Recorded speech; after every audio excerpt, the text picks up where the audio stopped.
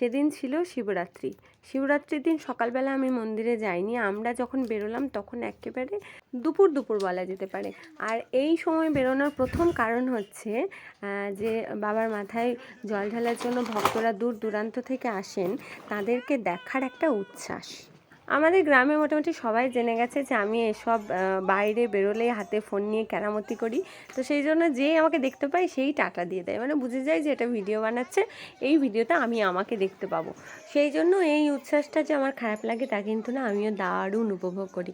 তো এই যে দেখো ভিড়, আমরা যাচ্ছি আর ভক্তরা কিন্তু জল ঢেলে মোটামুটি ফিরে আসছেন। উদ্যানপুর থেকে জল নিয়ে এসে জল ঢালা এটা কিন্তু খুব সহজ ব্যাপার নয়, অনেকটা রাস্তা। আমাদের এখান থেকে তো প্রায় 30 কিলোমিটার। তো সেই পুরো রাস্তাটা কিন্তু ওরা হেঁটে হেঁটে আসে। অনেককে দেখে যেমন ভীষণ কষ্ট লাগে, আবার অনেকে শারীরিকভাবে অসুস্থ হয়ে পড়ে। তো আমরা এই যে রাস্তার একটা জায়গায় দাঁড়িয়েছিলাম, সেখানে দাঁড়িয়ে দাঁড়িয়ে পুরো ভোলে বাবার ভক্তদের লাইন দেখছিলাম। এবং শুধু তাই না, টুকু বাচ্চারা পর্যন্ত জল আনতে গেছিলো এবং তারা কত সহজে চলে এসছে হেঁটে হেঁটে, সেটা একটুখানি দেখার বিষয়। তার মাঝে তোমাদের সবাইকে দেখিয়ে দিয়ে এই যে জিলিপি ভাজা হচ্ছে, এই জিলিপি খেতে যত না আমার ভাল লাগে, আমার এই ভাজা দেখতে বেশি ভাল লাগে। কত তাড়াতাড়ি এবং কত সুন্দর করে একটা ডিজাইন করে দিচ্ছেন, তারপর তেলে ছেড়ে দিয়ে সেটাকে ভাজা হচ্ছে। এটা কিন্তু দেখতে সত্যিই দুর্দান্ত। আর যিনি ভাজছিলেন তার মুখে জানি না কেন হাসি নেই। আমি এত সুন্দর করে দাঁড়িয়ে দাঁড়িয়ে ভিডিও বানাচ্ছিলাম, আর তাকে দেখে মনে হচ্ছিল যে তিনি যেন প্রচণ্ড বিরক্ত হয়ে আছেন।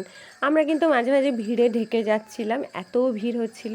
এখানে জানো তো আর একটা ভীষণ মজার বিষয়, যেটা হচ্ছে এই যে বাঁকে করে জল আনা, এটা তো প্রায় প্রত্যেকেই আনে, কিন্তু বাঁক সাজানোটা এখানে একটা বেশ এক একজনের এক এক রকম। আমাদের মেজদা এখানে আমাদের পুচকুকে নিয়ে দাঁড়িয়ে আছে। এটা হচ্ছে আমার সম্পর্কে নাতনি হয়। ও জীবনে প্রথমবার এরকম ভক্তের দল দেখছে। তো দেখে ভাবছে আমি কোথায় এলাম, মানে কোন জায়গায় এসে পড়লাম। এই দেখো ইনি কিন্তু শিব ঠাকুর সেজেছেন, ঠিক আছে। কোথায় থেকে এসছেন ভদ্রলোক আমি জানি না, উনি সেজে গুজে একেবারে মহাদেবের বেশে চলে এসছেন। আমি ভিডিও করছিলাম, তার মাঝে আমাদের মেজদা হঠাৎ করে সামনে এসে বললো, নাও দেখি একটা ছবি তোলো। তো সেখান থেকে একটা ছবিও তোলা হলো এবং এই ভিডিওটাতেও উনি থেকে গেলেন। তো এই যে আমাদের ভক্তের দল, এটা কিন্তু মানে লম্বা লাইন, একেবারে সেই রাত্রি ধরে চলতে থাকে। অনেকে আবার 3 প্রহরে জল ঢালেন, তো সেই জন্য সারা রাত বসে থাকেন। আবার যেহেতু পরের দিনও শিবরাত্রি থাকে, তো সেই জন্য আমি কি করি, আমি তো একটু পেটুক ঠাকুর, তো সেই জন্য আমি আগের দিন থেকে এত লম্বা সময় উপোস করে থাকতে পারি না। এখানে অনেক দিদিরা বোনেরা লম্বা লাইনে দাঁড়িয়ে আছেন। এই লাইনটা যে কত বড় জাস্ট ভাবতে পারবে না। এই লাইনটা একেবারে মন্দির পর্যন্ত গেছে, কিন্তু বাবার মাথায় জল ঢালতে হয়তো ওনাদের রাত্রি হয়ে যাবে। তবু এই যে ধৈর্য, এই ধৈর্যটাই আমার নেই, ওই জন্যই আমার জীবনে কিছুটি হলো না। তো এখানে হঠাৎ যেতে যেতে আমার এক ছাত্রীর সঙ্গে দেখা, সে তার মায়ের সঙ্গে এসছে, তো তাকে একটুখানি দেখায় চলো। এই যে চিনি আমি ভিডিও করছি দেখেই ও লজ্জা পেয়ে গেল, উনি বলে কত লজ্জা। আমাদের মন্দিরের পুরো এরিয়াটা ঘুরতে ঘুরতে আবার শিব ঠাকুরের সঙ্গে দেখা। আর এখানে দেখো প্রচুর ভক্তরা সব বসে আছে, যারা জল নিয়ে এসছে, জল ঢেলেছে বাবার মাথায়, তারা প্রায় ক্লান্ত হয়ে গেছে। এবং অনেকে আছে এখনও পর্যন্ত জল ঢালা হয়নি, তারা জাস্ট জলটা নিয়ে এসে বসেছে। তো সেই ভিড়ের মধ্যেই দেখতে পেলাম নন্দী মহারাজ সাজিয়ে কেউ নিয়ে যাচ্ছে। তো এখানে বিভিন্ন ধরনের দৃশ্য তো অবশ্যই দেখা যায় এবং সেটা ডেফিনেটলি আনন্দজনক। তো ছোট থেকে বড়রা সবাই কিন্তু বেশ বেশ আনন্দ করে।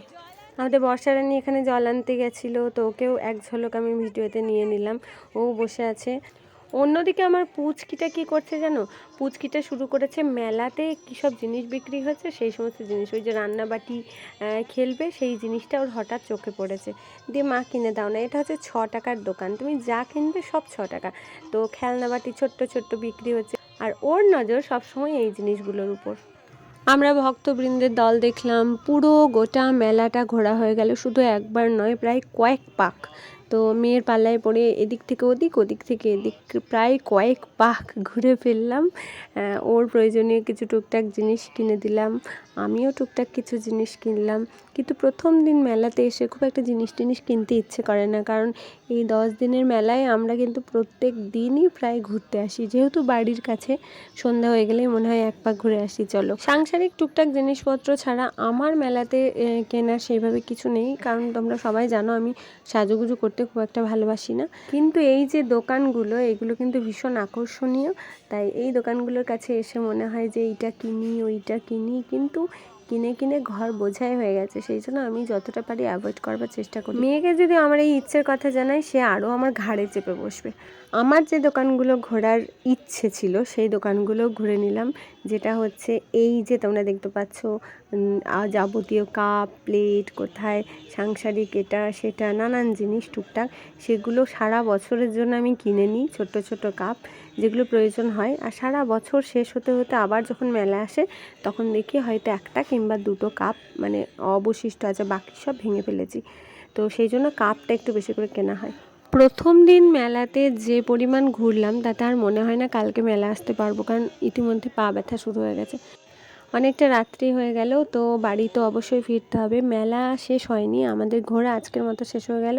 আবার আসবো অন্য কোনো দিন। ততক্ষণের জন্য সবাইকে জানাই শুভরাত্রি। সবাই খুব ভালো থেকো।